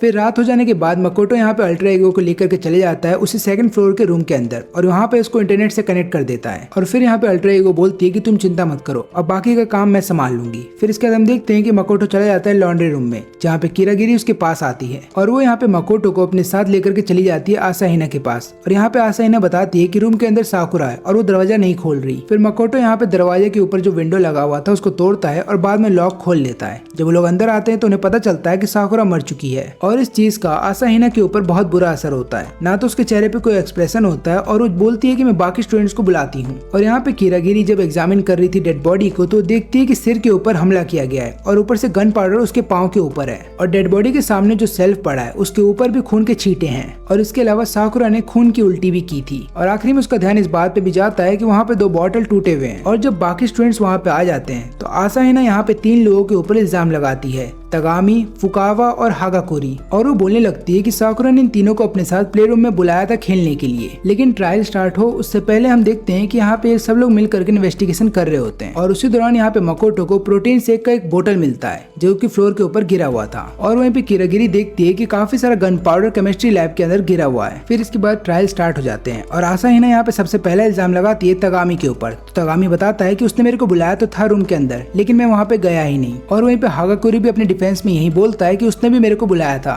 लेकिन मैं वहाँ पे गया नहीं। लेकिन यहाँ पे फुकावा बोलती है कि तुम झूठ बोल रहे हो। तो यहाँ पे फुकावा बताने लगती है कि जब साकुरा ने मेरे को बुलाया था रूम के अंदर तब मैं रूम में पहले ही पहुंच गई थी टाइम से पहले और वहाँ पे जाकर के छुप गई थी। और फिर मैंने देखा कि जब वहाँ पे साकुरा आ गई तो उसके थोड़ी देर के बाद वहाँ पे हागाकुरी भी आया था और उसने एक बोतल फेंक करके मारी थी साकुरा के सिर पे। हागाकुरी यहाँ पे बोलता है कि हाँ मैंने ऐसा किया था, लेकिन यहाँ पे मेरे को ऐसा लग रहा था कि कहीं ना कहीं साकुरा मेरी जान लेने की कोशिश करेगी, इसलिए मैंने उसके सिर पे एक बोतल फोड़ दी थी। लेकिन फिर मैं वहाँ से चला गया और अभी भी साकुरा जिंदा थी, वो बस बेहोश हो गई थी। और फिर जब उसको होश आता है तो वो अपने सामने यहाँ पे फुकावा को देखती है और फुकावा यहाँ पे साकुरा को देखने के बाद बेहोश हो जाती है। लेकिन जब फुकावा को होश आता है तो वो अपने आप को साकुरा की बाहों में देखती है और साकुरा को देखने के बाद उसको बहुत डर लगता है, इसलिए वो एक और बोतल साकुरा के सिर के ऊपर फोड़ देती है। और ये सारी बातें सुनने के बाद यहाँ पे तगामी बताता है कि साकुरा की मौत पॉइजन से हुई है, क्योंकि हम लोगों ने देखा था कि उसकी डेड बॉडी एक जगह पे पड़ी हुई थी और उसके मुंह से भी खून निकला था। तभी यहाँ पे तगामी अपने हाथ में दिखाता है एक पॉइजन की बोतल और वो बताने लगता है कि मेडिकल रूम में तुमने देखा होगा कि एक सेल्फ के अंदर वहाँ पे न्यूट्रिएंट्स बोतल और ऊपर से केमिकल बोतल और पॉइजन बोतल रखी गई हैं। लेकिन ये वाला जो पॉइजन बोतल है ये मेरे को न्यूट्रिएंट्स वाले सेल्फ के अंदर से मिला है। लेकिन चौंकाने वाली बात तो ये है कि मेरे हाथ में जो पॉइजन की बोतल है इसके अंदर पॉइजन नहीं बल्कि प्रोटीन शेक है।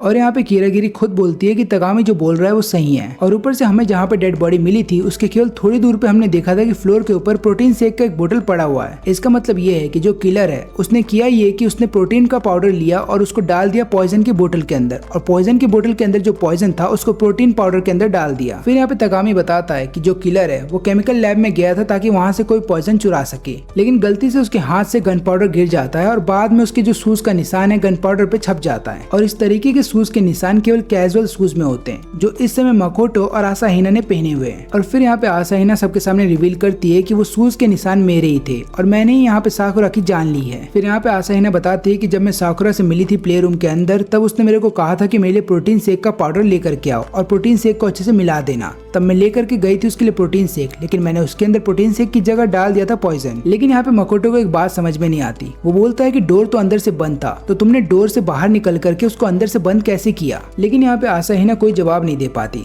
तब यहाँ पे किरागिरी बताती है कि मैं समझ गई क्या हुआ था। वो फिर सबको बताने लगती है कि यहाँ पे साकुरा ने अपनी जान खुद ली है, क्योंकि हम लोगों ने देखा था कि साकुरा के पाँव के ऊपर गन पाउडर था। वो खुद गई थी केमिस्ट्री लैब में पॉइजन लेने के लिए और बाद में पॉइजन ले लेने के बाद उसने दरवाजे को अंदर से बंद कर दिया ताकि कोई भी उसको बचाने ना आ पाए। और उसने कभी प्रोटीन पाउडर तो पिया ही नहीं था। और मुझे ऐसा लगता है कि वहाँ पे उसने सब लोगों को बुलाया था ताकि वो सबसे माफी मांग सके जो भी काम उसने अब तक किया है, लेकिन कोई भी उसकी बात सुनने को तैयार ही नहीं था और सब लोग यहाँ पे उसके सिर के ऊपर बोतल फोड़े जा रहे थे। इसलिए वो समझ गई थी कि कोई भी उसकी बात नहीं सुनेगा और अब वक्त आ गया है कि उसको अपनी जान दे देनी चाहिए। और इसके बाद जब वोटिंग होती है तो यहाँ पे सबको पता चल जाता है कि साकुरा ने अपनी जान खुद ली थी, लेकिन मरने से पहले साकुरा यहाँ पे एक लेटर छोड़ जाती है। फिर मोनोकुमा यहाँ पे सबको बताने लगता है कि उस लेटर में क्या लिखा हुआ था। तो यहाँ पे साकुरा लिखती है कि मोनोकुमा ने मेरी फैमिली को किडनैप कर लिया था और यही कारण है कि मैं उसकी सारी बातें फॉलो कर रही थी, लेकिन मुझे पता है कि जब तक मैं जिंदा रहूंगी तब तक तुम लोग मुझ पर भरोसा नहीं करोगे और ऊपर से तब तक तुम लोग एक दूसरे के साथ लड़ते रहोगे, इसलिए मैं अपनी जान दे रही हूँ। मैं बस इतना चाहती हूँ कि तुम लोग एक साथ रहो और यहाँ से बाहर निकलो। फिर आखिरी में मोनोकुमा इन सबको बताने लगता है कि तुम लोगों को क्या लगा था कि तुम लोग बहुत स्मार्ट हो, लेकिन जो लैपटॉप तुम लोगों ने लगा रखा है सेकंड फ्लोर पे मैंने उसको तोड़ दिया है और अब मैं तुम्हारे सामने उसको फिर से तोड़ने जा रहा हूँ। मुझे पहली पता चल गया था कि तुम लोग इस लैपटॉप के साथ क्या कर रहे हो, लेकिन मैं बस सही वक्त का इंतजार कर रहा था ताकि मैं तुम्हारे सामने इस लैपटॉप को तोड़ सकूं। फिर इसके बाद इन सभी के लिए 5th वाला फ्लोर खोल दिया जाता है, जहाँ पे ये लोग देखते हैं कि वहाँ पे एक बहुत बड़ा सा गार्डन है। इसके अलावा वहाँ पे एक वेयर हाउस है जहाँ पे गार्डनिंग के सारे टूल हैं। फिर यहाँ पे तगामी बताता है कि मैंने काफी ढूंढा लेकिन मुझे सीढ़ियाँ नहीं मिली ऊपर फ्लोर पे जाने के लिए,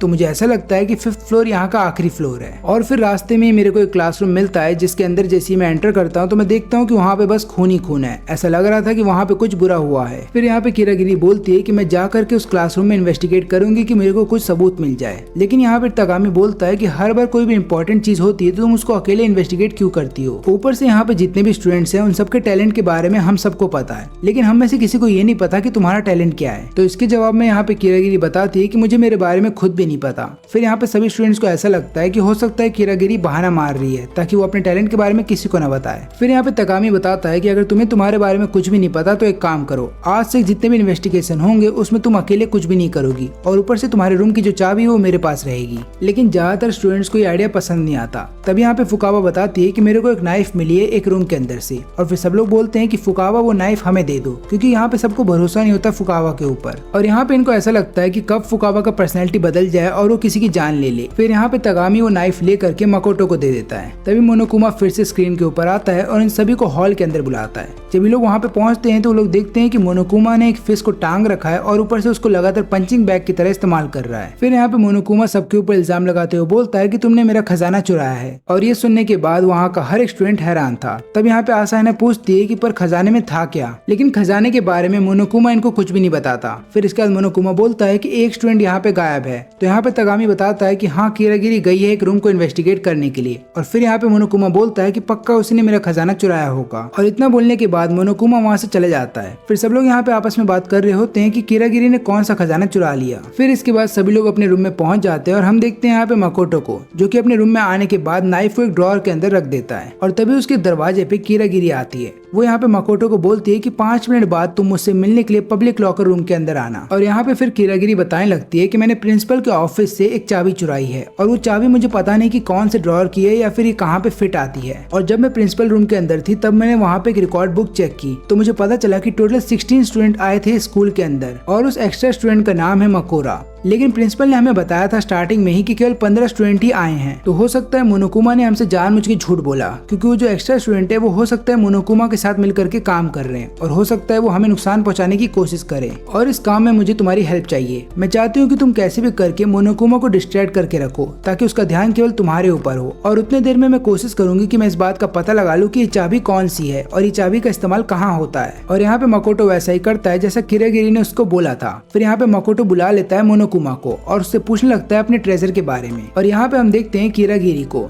जो कि लगातार उस चाबी का इस्तेमाल कर रही थी हर एक डोर को खोलने के लिए। और फिर उसे पता चलता है कि इस चाबी की मदद से वो कोई भी डोर खोल सकती है। अब रात हो जाने के बाद यहाँ पे मकोटो को नींद नहीं आ रहा होता है, क्योंकि उसको लगातार डरावने सपने आते हैं। तभी उसकी आंख खुलती है और वो देखता है कि उसके सामने एक परछाई है और उसके हाथ में एक नाइफ होता है। लेकिन यहाँ पे मकोटो डर के मारे अपनी आंखें बंद कर लेता है। वो जब अपनी आंख फिर से खोलता है तो उसके सामने किरागिरी होती है, और यहाँ पे वो उसको कुछ बोलना चाहती थी, लेकिन यहाँ पे मकोटो को कुछ भी सुनाई नहीं देता। फिर सुबह हो जाने के बाद यहाँ पे मोनोकुमा मकोटो को उठाता है और बोलता है कि ब्रेकफास्ट कर लो, उसका टाइम हो गया है। अब यहाँ पे मकोटो अपने रात के सपने के बारे में सोच रहा होता है, जहाँ पे एक आदमी उसके ऊपर नाइफ लेकर के खड़ा हो गया था। अब यहाँ पे मकोटो जैसे ड्रॉअर चेक करता है तो देखता है कि नाइफ गायब है, और वो समझ नहीं पा रहा होता है कि जो उसने देखा था वो सपना था या फिर हकीकत। लेकिन यहाँ पे मकोटो एक और चीज देखता है कि उसके जितने भी क्लासमेट हैं वो सब गायब हैं। वो लगातार हर एक रूम में चेक भी करता है, लेकिन उसे वो कहीं नहीं मिलते। फिर इसके बाद जब वो हॉल में पहुंचता है तो देखता है कि वो सब लोग यहाँ पे हैं, और ये लोग सब लोग मिल करके यहाँ पे मोकोमो की बॉडी को डिसमेंटल कर रहे हैं। लेकिन यहाँ पे मकोटो सबको बताता है कि ऐसा करना सही नहीं होगा, क्योंकि रूल्स के खिलाफ है, और रूल्स में बोला गया है कि प्रिंसिपल के ऊपर हमला नहीं कर सकते, नहीं तो जो भी उसके ऊपर हमला करेगा उन सबको पनिशमेंट दी जाएगी। लेकिन यहाँ पे सब लोग बोलते हैं मकोटो से कि शांत रहो। तुम्हें तो याद ही होगा कि स्टार्टिंग में हमने देखा था कि किस तरीके से मोनोकुमा ने अपनी बॉडी को डिस्ट्रॉय कर लिया था, और हम उसी बॉडी का चेकअप कर रहे हैं ताकि हमें पता चल जाए कि मोनोकुमा काम कैसे करता है। लेकिन इन्हें इस बॉडी के अंदर से एक बम मिलता है, लेकिन यहाँ पे तगामी उस बम को डिफ्यूज कर देता है। फिर लोग आपस में बात कर रहे होते हैं कि मोनोकुमा को क्या हो गया है, क्योंकि अभी तक से मोनोकुमा हमारे सामने नहीं आया। मुझे तो ऐसा लगता है कि मोनोकुमा को जो कंट्रोल कर रहा था उस आदमी को कुछ हो गया है। फिर ये लोग डिसाइड करते हैं कि लोग प्रिंसिपल ऑफिस के अंदर जाएंगे ताकि इन्हें कुछ सवालों के जवाब मिले, लेकिन प्रिंसिपल ऑफिस बंद होता है। फिर यहाँ पे फुकावा चली जाती है वेयर हाउस में ताकि उसे कोई ऐसा टूल मिल जाए जिसकी मदद से वो लोग गेट को तोड़ सकते सकते हैं। और यहाँ पे मकोटो को कीरागिरी पे शक हो रहा होता है क्योंकि कीरागिरी इनके साथ नहीं है और किसी को नहीं पता कि वो कहाँ चली गई। फिर यहाँ पे थोड़ी देर के बाद जब फुकावा आती है तो वो बताती है कि गार्डन के अंदर उसने एक डेड बॉडी देखी है। फिर गार्डन में आ जाने के बाद ये लोग देखते हैं कि डेड बॉडी एक गर्ल की है और ऊपर से लोग ये भी देखते हैं कि इस डेड बॉडी के चेहरे पे मास्क है और इसके सीने पे चाकू से हमला किया गया है। अब यहाँ पे तगामी बताता है कि जरूर ये लड़की कोई और नहीं बल्कि कीरागिरी होगी क्योंकि इस समय वो हमारे साथ नहीं है। फिर यहाँ पे फुकावा जाती है मास्क हटाने के लिए, लेकिन इससे पहले वो डेड बॉडी के चेहरे पे से मास्क हटा पाती है। अचानक से डेड बॉडी ब्लास्ट हो जाती है और यहाँ पे लोग पानी भी डालते हैं डेड बॉडी के ऊपर, लेकिन तब तक बहुत देर हो जाती है क्योंकि अब यहाँ पे डेड बॉडी इतनी ज्यादा जल चुकी होती है कि उसका चेहरा पहचान में नहीं आएगा। फिर यहाँ पे मकोटो सबको बताता है कि ये लड़की कीरागिरी नहीं हो सकती और उसने मुझे बताया था कि स्कूल के अंदर टोटल 16 बच्चों ने एडमिशन लिया था, तो मुझे ऐसा लगता है कि डेड बॉडी उसी एक्स्ट्रा स्टूडेंट की है। फिर तगामी को उस डेड बॉडी के पास से एक चाबी मिलती है और यहाँ पे तगामी एक ऐसे रूम को खोलने के लिए चला जाता है जिसको अभी तक से किसी ने नहीं खोला है। और इस रूम को खोलने के बाद इन्हें पता चलता है कि ये बेसिकली एक सिक्योरिटी रूम है जहाँ पे मोनोकुमा इन सब के ऊपर नजर रखता था। और तभी वहाँ पे मोनोकुमा इन सब के सामने आ जाता है और वो इनको बताने लगता है कि तुम लोगों की लाइव रिकॉर्डिंग पूरी दुनिया में जा रही है। इसका मतलब ये है कि ये एक रियलिटी शो है जहाँ पे हर कोई तुम्हें देख सकता है और ऊपर से मैंने खुद तुम्हें यहाँ पे आने दिया ताकि तुम और चीजों के बारे में पता कर सको। तो अब तुम्हें जो भी कुछ करना है जल्दी करना होगा क्योंकि थोड़ी देर के बाद ट्रायल स्टार्ट हो जाएंगे। फिर वहाँ पे कीरागिरी आ जाती है और वो यहाँ पे मकोटो को बोलती है कि तुम्हारी वजह से मैं काफी चीजें ढूंढ पाई हूँ। और वो ये भी बात बताती है कि जो बॉडी हमें मिली है वो किसी और की नहीं बल्कि एक्स्ट्रा स्टूडेंट की है और उसका नाम था मकोरो। लेकिन ये वाला ट्रायल बहुत ही ज्यादा डिफिकल्ट होने वाला है, ऐसा इसलिए क्योंकि जिस स्टूडेंट की यहाँ पे मौत हो गई है उसके बारे में लोग नहीं जानते। अब यहाँ पे जैसे ट्रायल स्टार्ट होता है तो तगामी यहाँ पे सबसे पहले कीरागिरी के ऊपर इल्जाम लगाता है। वो बोलता है कि कीरागिरी शुरू से हमारे साथ नहीं थी और ऊपर से डेड बॉडी हमें सुबह 9 बजे मिली है और पिछले रात के 10 बजे तक मैं और हागाकुरी गार्डन के अंदर ही थे, तब हमें कोई भी डेड बॉडी नहीं मिली थी। इसलिए मुझे ऐसा लगता है कि जो मर्डर हुआ है वो रात के 10 बजे और सुबह के 9 बजे के बीच हुआ है और गार्डन से निकलने के तुरंत बाद ही मेरे को मिल गया था मकुमा का डेड बॉडी, जिसके बाद मैंने उसे डिसमेंटल करना स्टार्ट कर दिया था बाकी अपने दोस्तों के साथ। इसलिए हम में से कोई किलर हो ही नहीं सकता।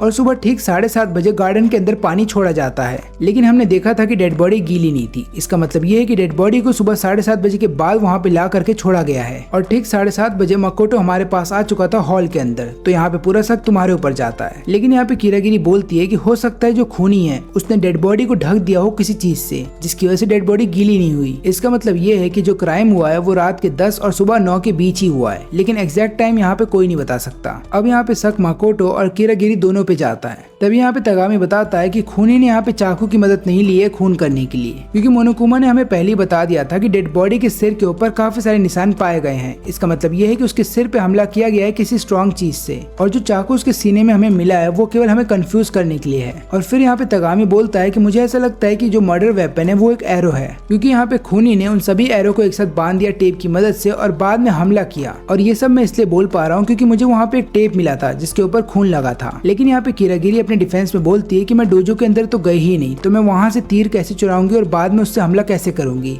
तब यहाँ पे तगामी बताता है कि तुम डोजो के अंदर गई थी और ये उसकी चाबी है जो कि तुम्हारे रूम से मिली है। और फिर यहाँ पे कीरागिरी बताती है कि शायद तुम भूल रहे हो कि मेरे रूम की चाबी तुम्हारे पास है। अब यहाँ पे मकोटो को ऐसा लगता है कि कुछ तो गलत है। फिर उसको याद आता है कि कीरागिरी ने उसको बोला था कि जो चाबी उसको मिली है वो किसी भी डोर को खोल सकती है, लेकिन ये चाबी वाली बात यहाँ पे मकोटो किसी को नहीं बताता क्योंकि कीरागिरी ने उसको बोला था कि ये बात सबसे छुपा के रखना। लेकिन यहाँ पे मकोटो सबको ये जरूर बोलता है कि कुछ तो गलत हो रहा है क्योंकि हम में से किसी को भी स्टूडेंट के बारे में कुछ नहीं पता, तो यहाँ पे ट्रायल को डायरेक्ट स्टार्ट कैसे करवा दिया गया। तभी अचानक से मोनोकुमा बोलता है कि अब तुम सबको वोट करना होगा। अब यहाँ पे कीरागिरी अचानक से बोलती है कि जरूर ये खून किसी और ने नहीं बल्कि मकोटो ने किया है, क्योंकि मकोटो को ही मेरे रूम से डोजो की चाबी मिली थी और उसको ये बात अच्छे से पता थी कि मेरे रूम की असली चाबी जो है वो तगामी के पास है, इसलिए असली किलर तुम हो। अब यहाँ पे सब लोग मकोटो के खिलाफ वोट करते हैं। वैसे तो देखा जाए तो मकोटो इनोसेंट है, लेकिन उसके बावजूद भी मकोटो को सजा दी जाती है। और फिर यहाँ पे मकोटो को एक चेयर से बांध दिया जाता है और उसको एक कन्वेयर बेल्ट पे डाल दिया जाता है और ये जो बेल्ट है एक बहुत बड़े से प्रेस के नीचे से होकर के जा रहा है। और यहाँ पे मकोटो को अब लगता है कि शायद वो मरने वाला है, लेकिन जैसे ही मकोटो के ऊपर ये प्रेस दबने वाला था तुरंत ही नीचे वाला गेट खुल जाता है और यहाँ पे मकोटो अंडरग्राउंड जाकर के गिरता है। और ये सब किया होता है अल्टर ईगो ने। फिर हमें पता चलता है कि अल्टर ईगो ने सिस्टम के अंदर एक वायरस डाल दिया होता है जिसकी वजह से वो थोड़ी देर के लिए सिस्टम को हैक कर पा रही थी। अब यहाँ पे मकोटो देखता है कि उसकी जान तो बच गई है, लेकिन जिस जगह पे वो आ चुका है वहाँ पे गार्बेज है और उसको कैसे भी करके यहाँ से बाहर निकलना होगा। लेकिन जो दरवाजा है वो खुलता ही नहीं और यहाँ पे मकोटो समझ जाता है कि उसे कैसे भी करके यहाँ से बाहर निकलना ही होगा, क्योंकि यहाँ पे खाना भी नहीं है और ना ही पानी है। अगर वो यहाँ पे ज्यादा दिन तक रुका तो सर्वाइव नहीं कर पाएगा। मकोटो काफी कोशिश करता है यहाँ से बाहर निकलने की, लेकिन निकल नहीं पाता।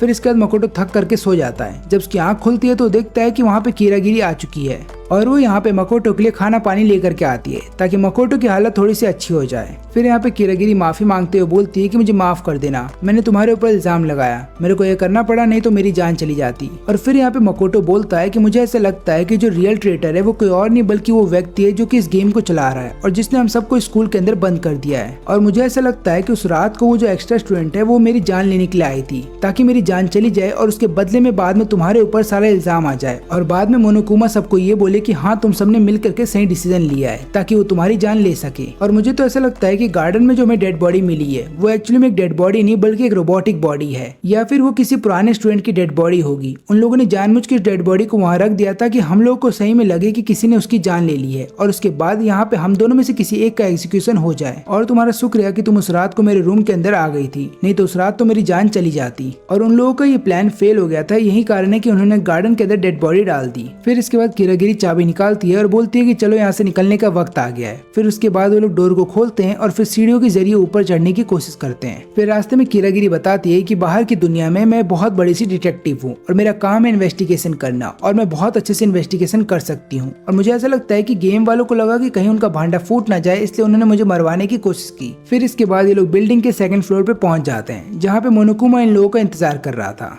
फिर यहाँ पे मोनोकुमा बताता है कि माकोटो को सजा दी जाएगी फिर से, लेकिन यहाँ पे किरागिरी बताती है कि क्या तुम बचपना कर रहे हो, क्योंकि तुम्हें पता है कि ये एक रियलिटी शो है और जितनी भी ऑडियंस ये सब देख रही है उनको तो यही लगेगा कि जो मास्टरमाइंड है वो बहुत ही वीक है, क्योंकि हमें डेड बॉडी के बारे में कुछ भी नहीं बताया गया और ऊपर से तुमने डायरेक्ट ट्रायल स्टार्ट करवा दिए। तो अगर तुम चाहते हो कि ये गेम फेयर हो तो तुम्हें हमें डेड बॉडी के बारे में सारी इन्फॉर्मेशन देनी होगी। फिर यहाँ पे मोनोकुमा बोलता है कि मैं तुम्हें एक चैलेंज देता हूँ, ये एक बिल्कुल नया चैलेंज है और यहाँ पे मैं तुम्हें चैलेंज ये देता हूँ कि तुम्हें स्कूल की मिस्ट्री के बारे में सॉल्व करना होगा, यानी कि तुम्हें पता लगाना होगा कि ये स्कूल किसके द्वारा